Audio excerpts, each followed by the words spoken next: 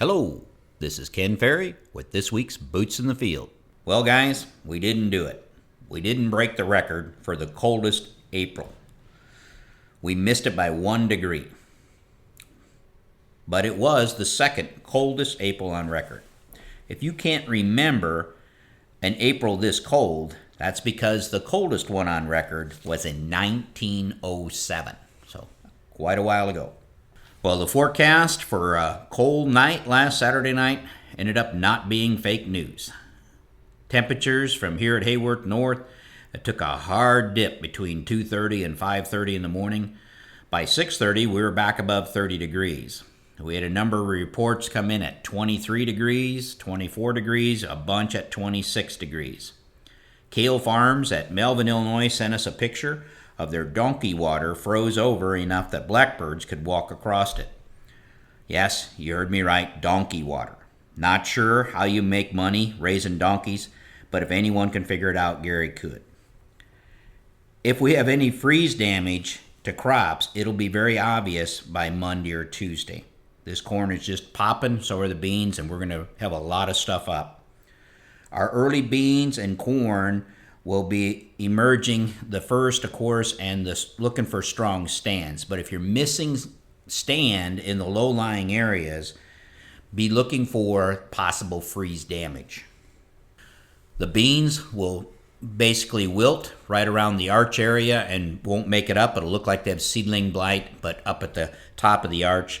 The corn will start leafing out underground if it's had some freeze damage. Typically, we would be leafing out underground without a crust, which you typically would see corn leafing out when it's pushing against a crust. You'll find freeze-damaged corn will leaf out without the crust, and if it's freeze-damaged corn, it won't do any good to hoe it. So, again, if you see the lower-lying areas and you can't row corn and your pest boss needs to go out, investigate, and make sure we're not dealing with some freeze damage that we need to fix. Now, for the most part, I think the corn and beans that were close enough to the surface to be at risk are basically to the south. We don't have a lot of corn at that stage from Hayworth North, and Hayworth North is where the coldest temperatures were. So I expect it will be in pretty good shape, but don't take it for granted. With that said, be sure to check your low-lying areas for you guys in the south. Wheat is a little different. I've had a number of calls about some tougher-looking wheat, but freeze damage on wheat is hard to diagnose. And from here north, we want to watch those wheat fields and make sure it's just frost damage and not freeze damage. Freeze damage tends to take out some of the heads on the tillers.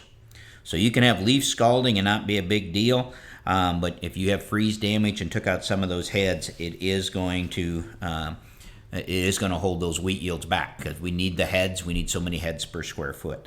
The best way to check for freeze damage in wheat is to take the stems on the tillers and split them open and go in there and look at the head itself, see if the turgor pressure is still there and whether the color should be a light yellow color. If they're tan or off color or lost their turgor pressure, they have freeze damage to it. And it's good to know. So we count out how many tillers have damage versus those that don't have damage, and it give you kind of an idea what the percent damage would be. You can't fix freeze damage, but if it's bad enough, you may want to bail out of the wheat and go to corn in those acres while you have a chance now to plant the corn. We'll have some plants coming in today and tomorrow into the office that we'll look at tonight or in the morning for you. So you can also do it with a good hand lens. We tend to do it with a microscope hooked to a computer to look at them. But it doesn't mean that we're going to quit the wheat, but it does maybe give you a realistic approach for how much wheat is out there. So it's better to know you have 55 bushel wheat coming than plan on 100 and only get 50 bushel. Where did all the water go? High winds, high temperatures, low humidity changed our soil moisture in a hurry. Talking with a number of growers who had to stop planting corn and beans because they couldn't get to moisture. Stopping was the right move.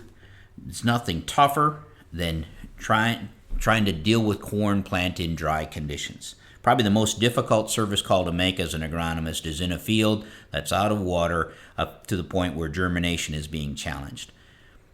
There's not much you can do. You can't spray what's up and replant because the stuff that didn't germinate is still going to come. You can't tear out the stuff with a field cultivator, again, because you're not going to take out the stuff that isn't germinated yet. And if you don't have water to germinate what's there, working it and trying to replant it without water is a lost cause. The only thing you can do is sit there and wait for that moisture to come through. So again, planting into dry soil, especially when it comes to corn, is just it's got too many hazards with it. Now, with that said, most areas have received some rain, so it'll help. One thing to watch for, though, a lot of areas like here at Hayworth, is we didn't get much rain, just a few tenths. And with a few tenths, this is not enough water to make the waterfronts in your soil meet. You guys that are irrigating know what I mean when I say that your waterfront should meet. When we're irrigating, we try to apply enough water that your surface water meets your groundwater, and you bring the waterfronts together. If your waterfronts come together, then you have the event of adhesion and cohesion that keeps moisture wicking to the surface. Without enough rain to bring the waterfronts together, this moisture will be pulled back out of the soil very quickly. So on those fields that did get some moisture but not enough, we need to jump on them when we go back in as soon as we can. They're going to dry out quicker than you think. So when we go back to those fields, we do need to increase our down pressure on our row units. And what we're trying to do here is to keep a true V trench. Typically, we say only enough down pressure to maintain depth. In these dry situations, you may have to increase that because you want to hold that true V so you can get the seed in there and then close it from the bottom up. Again, making sure that your depth wheels are tight against your disc openers. So we got to shim them in if they're not. You can't allow dry soil to flow between your depth wheels and your disc openers and pour into the trench on top of the seed. Assuming, again, if you've done your planter setup right, you've got that taken care of. So we need tight depth wheels against the disc openers. I would increase the downforce in that row unit to get you a true V trench. Another way to check that, of course, is just to tie up a closing wheel and see if you're holding that dry soil at the surface and not letting it fall in on the seed. Then, of course, you need those closing wheels centered behind that planter, and you need to increase your tail pressure so you firm that soil around that seed to conserve the moisture that you have. We've talked about this before in other clinics, but you do a cross section of your furrow, and from the bottom of your depth or your closing wheels to the seed, that soil should stand up. You should have enough pressure on that seed, firm it enough that you can have a straight wall there. If it continues to slough off or fall into the trench as you're trying to do your cross section, you need to increase your tail pressure. You can't let this moisture get away from us before we get back in there. We've had a 20-day stretch without rain. A lot of herbicide was applied, and a lot of fields got planted in that time frame.